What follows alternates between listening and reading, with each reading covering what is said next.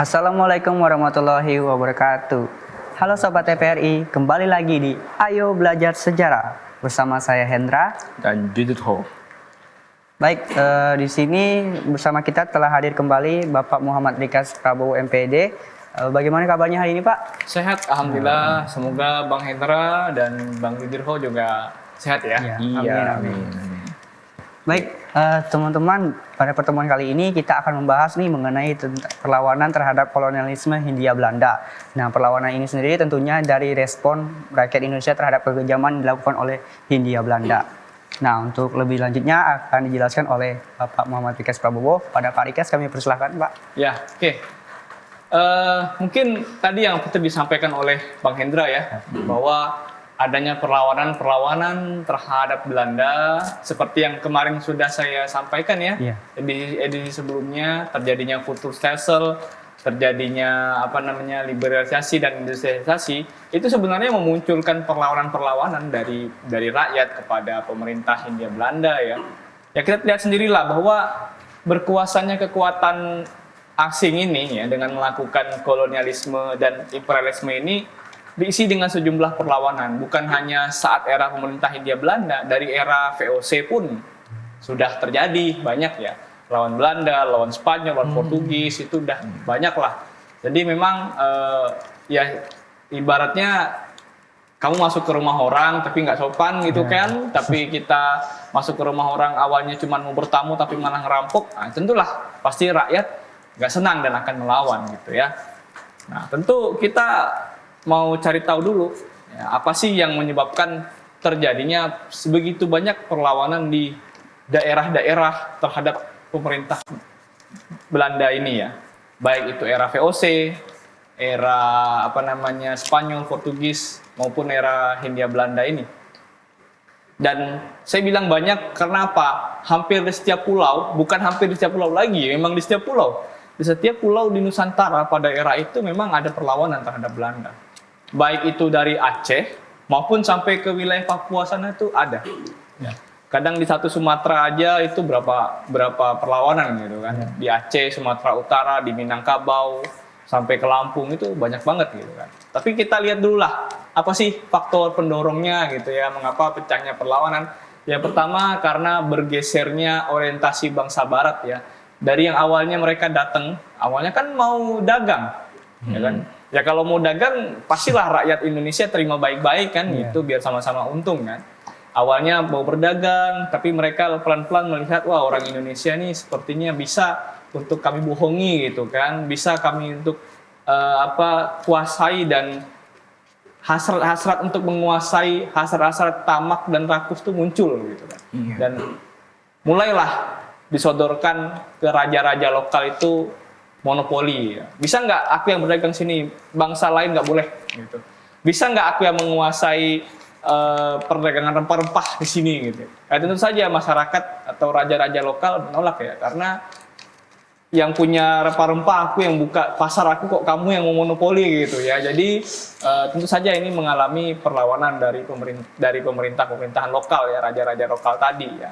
Awalnya mau dagang tapi tiba-tiba malah mau menguasai kan, menjajah kan. Yang kemudian tentu saja monopoli, eksploitasi sumber daya alam maupun tenaga rakyat ya. Monopoli ini benar-benar membuat perdagangan itu bisa bisa menjadi runtuh ya, karena raja-raja lokal yang hidup ya, raja-raja lokal yang hidup kerajaannya itu dari perdagangan rempah-rempah atau barang-barang lainnya. Karena dimonopoli sama Belanda kan ujung-ujungnya hanya Belanda yang mengatur perdagangan tersebut. Pajak-pajaknya juga dan sebagainya Belanda yang ngatur. Sumber daya alam ya, bagaimana keanekaragaman bumi kita itu dirampas sama mereka ya. Kemudian tentu saja tenaga-tenaga rakyat ya, tenaga rakyat yang terus-menerus dijadikan kuli tanpa diberikan penghidupan yang layak ya.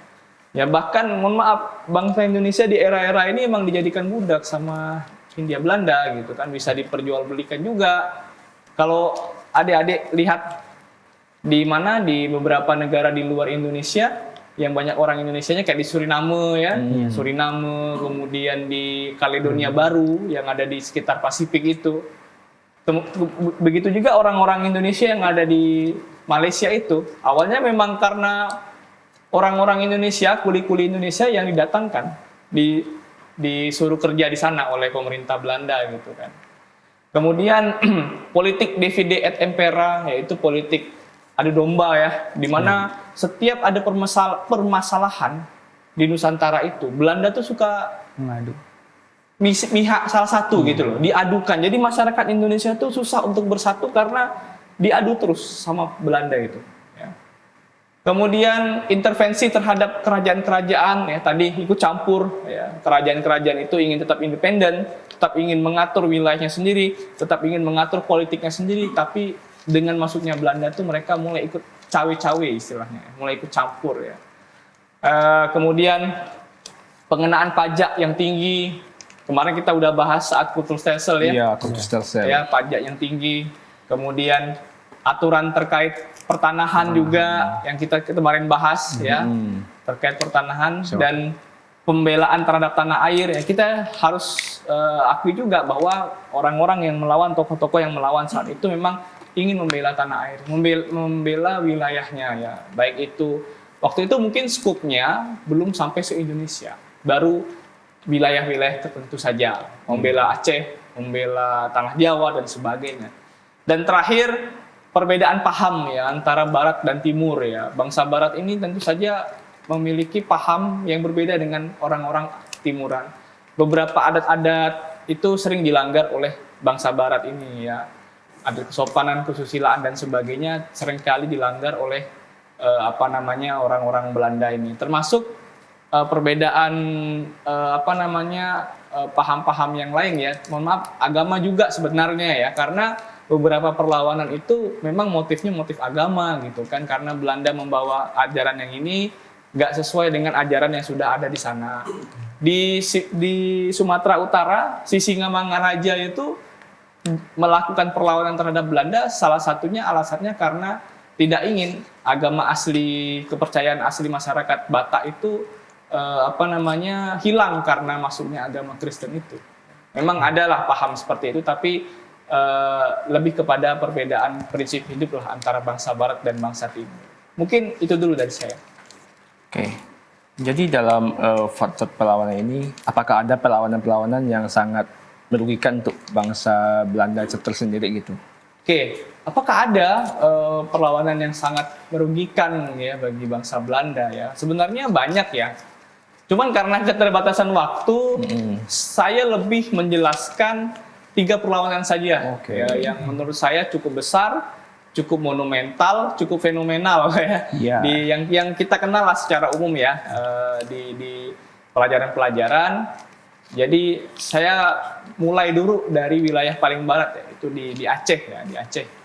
Mungkin pernah dengar ya Laksamana Kemalahayati ya. Yeah. Kemalahayati ini disebut sebagai laksamana perempuan pertama ya di dunia modern ya, bukan hanya di Indonesia tapi di dunia modern gitu ya, di mana dia memimpin angkatan laut Kesultanan Aceh Darussalam pada era itu ya. Jadi pada tahun 1599 dalam ekspedisi Belanda yang kedua ya, ekspedisi Belanda yang kedua yang dipimpin oleh Cornelis de Houtman. Sebenarnya Cornelis de Houtman itu dalam ekspedisi keduanya itu ingin menjalin hubungan dagang dengan kerajaan-kerajaan lokal. Cornelis de Houtman dan awak-awak kapalnya itu, jumlah 2 kapal kalau nggak salah saya, sudah mendarat duluan di Banten. Sudah mendarat duluan di Banten. Namun di Banten itu, kalau tidak salah saya, ya, Cornelis de Houtman ini bikin masalah. Bikin masalah ya, angkuh ya, menurut catatan-catatan yang ada ya, angkuh, sombong gitu ya. Langsung ingin baru datang aja udah bikin masalah, pingin monopoli gitu ya. Sehingga oleh Kesultanan Banten, Cornelis de Houtman ini diusir, disuruh pergi ya, dengan awak kapalnya semua. Pergilah si Cornelis de Houtman ini kemudian ke Aceh ya. Sampai di Aceh pada awalnya memang Cornelis de Houtman dan kawan-kawan ini sama mau dagang juga pada awalnya, ingin menjalin kerjasama dagang dengan dengan Kesultanan Aceh gitu ya. Namun sama seperti tindak tanduk yang dia lakukan di Banten, ya sama, nggak sopan gitu ya. Dalam beberapa riwayat itu disebutkan Sultan itu merasa tersinggung dengan sikap Cornelis de Houtman itu, sehingga dikobarkanlah perang terhadap Cornelis de Houtman dan anak-anak buahnya itu. Nah, dalam hal ini ada salah satu panglima perang Aceh ya, yang namanya tadi saya sebutkan ya, Laksamana Kemalahayati atau biasa disebut Laksamana Malahayati ya. Itu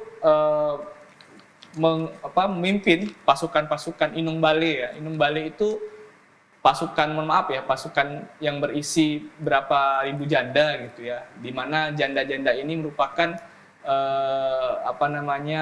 janda yang tinggalkan perang oleh suaminya yang udah syahid duluan, yang udah gugur gitu kan. Jadi si Malahayati ini mengumpulkan istri-istri para pejuang yang syahid itu masuk ke pasukan yang dia bentuk gitu kan. Dan pasukan perempuan pimpinan Malahayati ini cukup dikenal dan cukup disegani ya, sehingga mampu mematahkan niat untuk menguasai Aceh oleh Cornelis de Houtman itu. Bahkan Cornelis de Houtman itu terbunuh di tangan Laksamana Kemalahayati ini. Jadi mereka perang pakai rencong ya, satu pakai pedang, satu pakai rencong, itu perang di atas kapal itu, di atas kapalnya Cornelis ya. Jadi diserbu, Kemalahayati berhasil membunuh si Cornelis de Houtman itu. Itu geger juga pada waktu itu ya, gimana seorang perempuan Laksamana bisa membunuh musuhnya di kapal musuhnya sendiri gitu ya. Ya, kalau Anda baca biografi Malahayati ini memang bukan orang sembarangan sih. Memang dia dari zaman dia muda itu udah menempuh pendidikan militer gitu ya. Kalau Anda baca riwayat perjalanan hidupnya beliau. Dan darah pelaut juga, karena kakek dan bapaknya setahu saya juga pelaut. Mungkin itu dulu dari saya. Wow, ternyata ini ya sudah ada gitu ya, kaum perempuan gitu yang ikut melakukan perlawanan terhadap bangsa asing yang mereka tidak ingin gitu di tanah mereka dikuasai oleh bangsa-bangsa Eropa gitu, bangsa-bangsa Barat gitu.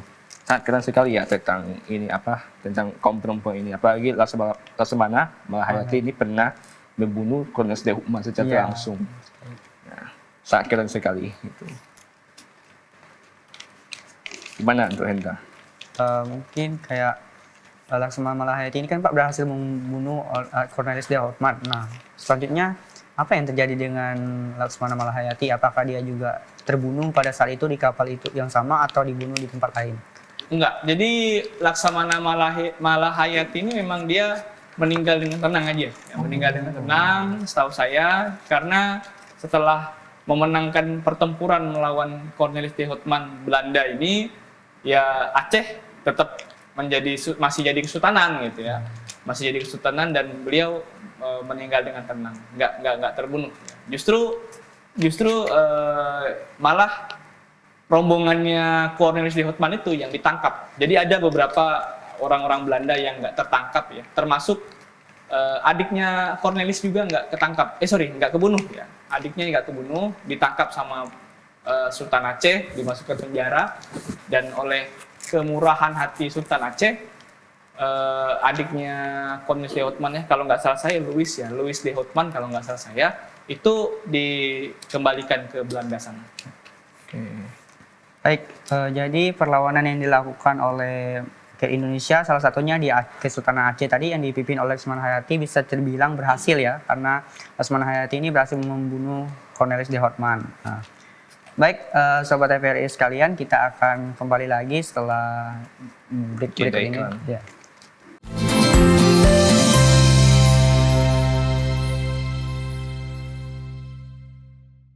Oke, kita kembali lagi untuk Ayo Belajar Sejarah. Nah, setelah kita berpanjang-panjang membahas soal Laksamana Malahayati, nah untuk Pak Rikas, apakah ada gitu perlawanan yang selanjutnya gitu? Oke, perlawanan lain yang cukup besar ya, yaitu perlawanan oleh Sultan Agung ya, dari Kesultanan Mataram Islam yang waktu itu berpusat di Yogyakarta ya. Perlawanan ini terjadi tahun 1628 dan 1629 yang merupakan puncak dari kekesalan Sultan Agungnya. Jadi sebelum tahun ini ya, sebelum tahun 1628 1629, VOC itu sudah berkali-kali menghadap Sultan Jogja ini ya, untuk meminta agar diperbolehkan berdagang di Jawa ya. VOC minta agar boleh mendirikan semacam kota dagang atau mendirikan pos dagang di wilayah Pantura, di wilayah Jepara, di wilayah Rembang, Semarang dan sebagainya, di mana sebenarnya itu wilayahnya Jogja gitu kan, wilayahnya Mataram Islam, tapi ditolak oleh Sultan Jogja. Sultan ini hanya mau ya, Sultan Agung ini hanya mau bekerja sama dengan VOC itu dagang aja. Nggak perlu kamu sampai buka pos dagang di sana gitu kan. Karena Sultan Agung ini paham ya, kalau dikasih kesempatan untuk buka pos dagang, lama-lama mereka akan minta monopoli. Setelah minta monopoli, lama-lama akan coba menguasai. Di satu sisi, Sultan Agung sendiri punya keinginan untuk meluaskan wilayahnya. Ya, waktu itu Surabaya dan Banten itu belum dikuasai oleh Mataram Islam ya. Jadi Sultan Agung punya rencana untuk menaklukkan Surabaya, untuk menaklukkan Banten, tapi tiba-tiba VOC datang mau minta dirikan pos gitu kan, ya ganggu aja, nggak usah, nggak boleh gitu kan. Nah, sampai akhirnya pada sebelum tahun 1628 ini, beberapa tahun sebelum 1628, VOC itu secara terang-terangan berhasil mengambil alih mengambil alih Sunda Kelapa. Ya, Sunda Kelapa yang awalnya punya Banten, ya, ya. Mengambil alih Sunda Kelapa dan kemudian sama VOC diganti menjadi Batavia. Ya kan? Diganti jadi nama Batavia. Nah, Sultan Agung merasa ini menjadi ancaman. VOC ini jadi ancaman gitu kan. Udah berani dia memijakkan kakinya di wilayah Jawa gitu kan. Padahal Sultan Agung udah mewanti-wanti, boleh dagang dengan aku, boleh dagang dengan Mataram Islam, tetapi jangan sampai buka pos dagang. Nah, gitu ya. Selain itu juga saya baca ada beberapa aksi-aksi lain lah, aksi-aksi kekurang ajaran VOC lah kepada orang-orang Jawa pada waktu itu ya. Beberapa kali kapal-kapal Mataram Islam itu dibakar gitu ya. Beberapa kali terjadi penyelewengan dan sebagainya. Waktu masih berdagang aja, belum perang aja, sebenarnya VOC itu sudah mulai main curang gitu kan. Jadi Sultan nggak suka gitu. Nah, akhirnya karena VOC malah bukan bikin pos dagang, malah bikin kota gitu kan. Sunda Kelapa diambil, didirikan Batavia jadi kota kan. Akhirnya Sultan Agung lah yang mencoba untuk mengusir VOC tersebut. Dikirimlah pasukan berapa puluh ribu ke Batavia. Pada serangan pertama tahun 1628 gagal ya, karena kurangnya perbekalan. Diserang dari laut maupun dari darat ya. Kapal-kapalnya menyerang dari wilayah Laut Jawa, yang darat juga menyerang ya. Tapi gagal karena memang pada saat itu jarak antara Yogyakarta ke Batavia ini cukup jauh ya. Gagal karena masalah perbekalan dan benteng VOC terlalu kuat pada waktu itu ya. VOC sendiri itu sebenarnya orang Belandanya nggak banyak. Mereka gunakan pasukan bayaran, orang-orang bayaran ya. Banyak menggunakan orang-orang bayaran sebenarnya mereka, tentara bayaran ya. Nah, karena kegagalan ekspedisi pertama yang tahun 1628 itu, kemudian di tahun berikutnya 1629 dilakukanlah ekspedisi kedua untuk menaklukkan Batavia. Di ekspedisi yang kedua ini Sultan Agung belajar dari kesalahan yang pertama, yaitu membangun lumbung-lumbung padi, lumbung-lumbung beras untuk menjaga perbekalan pasukannya. Karena pasukan yang dikirim dari Jawa tuh banyak, puluhan ribu gitu kan.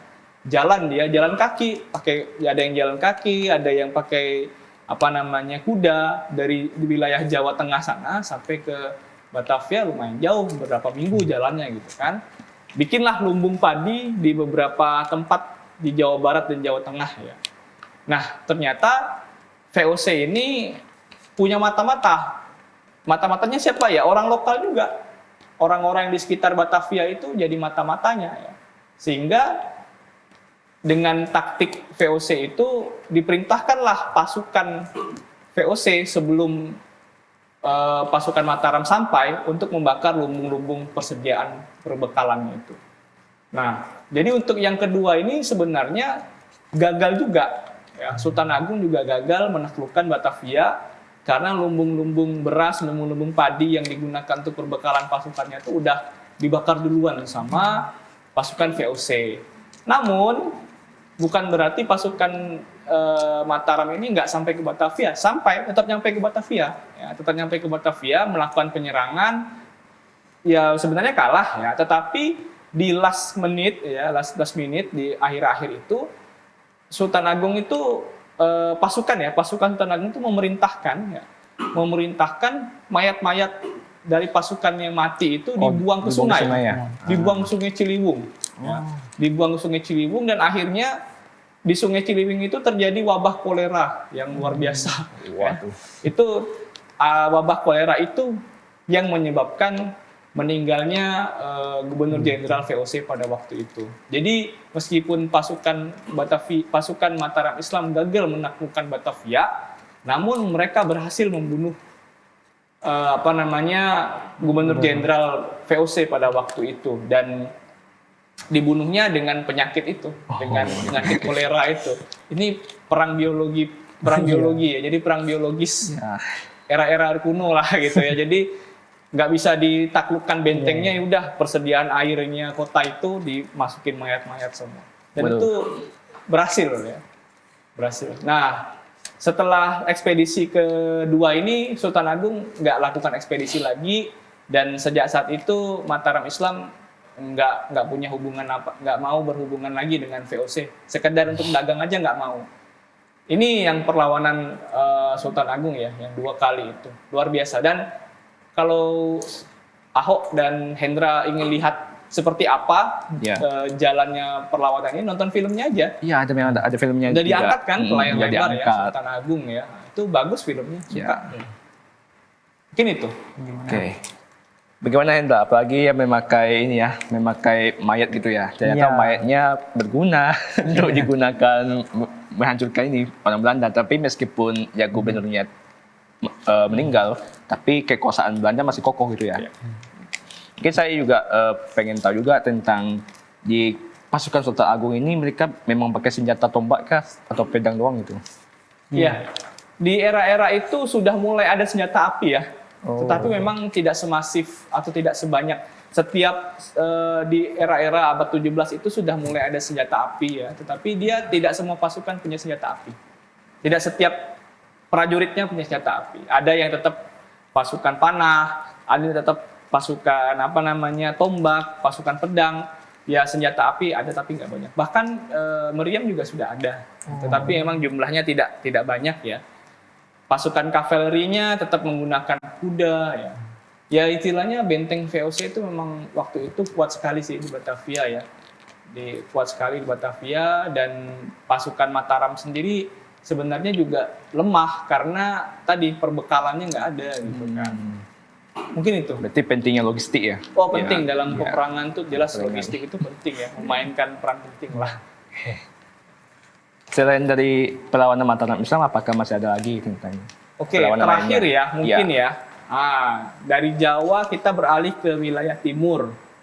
Nah ini juga cukup terkenal ya, Sultan Hasanuddin ya. Saya nggak mungkin menjelaskan setiap perlawanan ya, banyak sekali gitu kan. Jadi saya ambil yang 3 besar aja ya. Ini yang salah satunya yang terakhir ini perlawanan Sultan Hasanuddin pada 1666 sampai 1669 di Makassar ya. Kalau ini ceritanya latar belakangnya sama, masalah dagang, masalah monopoli, di mana VOC itu tergiur dengan posisi strategis Makassar itu. Ya, di abad-abad itu Makassar itu udah jadi kota bandar dagang yang besar, menghubungkan perdagangan rempah-rempah di wilayah Maluku ke wilayah barat. Ya. Jadi VOC itu tergiur gitu. Berapa kali orang-orang VOC itu datang ke Makassar menemui Sultan Agung itu agar diberikan hak monopoli. Tapi sama Sultan tetap tidak dikasih gitu. Sampai akhirnya pada September ya, sekitar bulan September 1666 itu benar-benar diserang sama VOC. Jadi kali ini bukan Sultan Hasanuddin yang menyerang, tapi mereka duluan yang cari gara-gara gitu loh. Karena Sultan nggak mau kasih monopoli, pada September 1666 itu tiba-tiba pasukannya VOC dengan kapal laut itu menyerang bentengnya Sultan Hasanuddin itu di Somba Opu itu ya. Setahu saya pada percobaan pertama, percobaan kedua VOC ini gagal, ya, gagal menaklukkan Makassar. Barulah tahun 1669 setelah VOC itu kerjasama dengan seorang tokoh, ya sekitar situ juga sih, mohon maaf namanya Arung Palaka ya.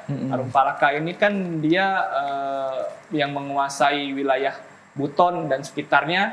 Jadi VOC dan Arung Palaka inilah yang kemudian sama-sama berperang melawan Sultan Hasanuddin. Mereka bikin aliansi VOC dan Arung Palaka itu. Ya sekali lagi, tadi saya sebutkan, terjadilah politik divide et impera. Ya. Jadi yang melawan, yang berperang itu bukan hanya antara orang Indonesia dengan orang Belanda, tapi orang Indonesia dengan orang Indonesia juga. Nah, inilah yang membuat mengapa perlawanan-perlawanan yang terjadi di Nusantara itu seringkali gagal dimenangi oleh masyarakat kita sendiri, ya, karena mereka menerapkan divide et impera itu. Nah, jadi setelah 1669, Makassar akhirnya takluk dari VOC dan terpaksa menandatangani perjanjian Bongaya. Mungkin Anda pernah dengar lah ya, perjanjian Bongaya ya, dan itu perjanjian yang memuluskan VOC untuk bercokol di Makassar dan memonopoli perdagangan di sana. Sultan Hasanuddin sendiri sebenarnya tetap mengobarkan perlawanan ya terhadap VOC, dan dia memilih bergerilya dia. Memilih bergerilya dan beliau meninggal saat lagi gerilya melawan VOC itu. Makanya dia dijuluki sebagai apa? Ayam jago dari timur. Ayam jantan dari timur. Ya, ayam jantan. Ayam jantan. Sultan Hasanuddin ini begitu disegani, begitu patriotik ya. Dia nggak mau tunduk begitu saja pada Belanda dan memilih untuk tetap berjuang gerilya dengan pasukannya di hutan-hutan di sekitar Sulawesi Selatan itu. Mungkin dari saya. Oke. Baik, teman-teman sekalian, cukup menarik sekali ya terkait dengan perlawanan yang dilakukan rakyat Indonesia terhadap kolonialisme Belanda. Nah, tadi yang Bapak sampaikan terkait dengan perlawanan Makassar ini sedikit lebih menarik dari dua perlawanan sebelumnya, seperti di Aceh dan Mataram tadi. Kalau di Aceh dan Mataram itu mereka menyerang secara langsung. Nah, sementara di Makassar ini malah pemerintah Hindia Belandanya yang menyerang ke Somba Opu atau Makassar. Nah, namun yang menjadi menarik perhatian di sini Pak, kenapa Belanda pada saat serangan yang pertama itu bisa gagal untuk menyerang Sultan Hasanuddin, padahal kan di Somba Opu itu kan mereka tidak tahu bahwa Hindia Belanda ini akan menyerang Somba Opu. Nah, otomatis kan Sultan Hasanuddin ini tidak ada persiapan begitu. Nah, apa alasan kenapa Belanda bisa gagal pada saat itu? Oke. Nah, meskipun tidak ada persiapan dari Makassar, tapi Makassar atau Gorontalo ini sebenarnya selalu siaga, dan di bawah Sultan Hasanuddin itu Gorontalo punya pasukan angkatan laut yang cukup kuat sebenarnya, pasukan angkatan laut cukup kuat dan selalu siaga. Pada serangan pertama VOC ke Gorontalo itu gagal karena VOC belum menjalin aliansi dengan Arung Palaka tadi, masih nyerang sendirilah, gitu kan. Gagal, mundur. Di serangan kedua coba jalin aliansi dengan Arung Palaka tadi. Ya. Tapi serangan kedua juga masih gagal VOC. Nah di serangan ketiga itulah baru dengan pasukan yang lebih besar, dengan aliansi yang lebih besar lagi, baru akhirnya berhasil menaklukkan Gorontalo baik dari serangan laut maupun dari serangan darat. Jadi pasukan Arung Palaka bergerak di darat, yang VOC bergerak dari laut itu dengan kapal-kapal perangnya. Ya itulah tadi saya bilang divide et impera. Oke. Jadi sangat menarik ya pembahasan soal perlawanan ini tadi. Tapi tidak terasa waktu sudah untuk menuju pagi akhir. Nah, nanti selebihnya kita akan membahas lagi untuk selanjutnya di materi selanjutnya. Jadi di sini kita sebagai Ayo Belajar Sejarah, sampai jumpa di minggu depan, dan jangan bosan gitu belajar sejarah. Oke. Salam jas merah. Salam jas merah ya. Oke. Terima kasih.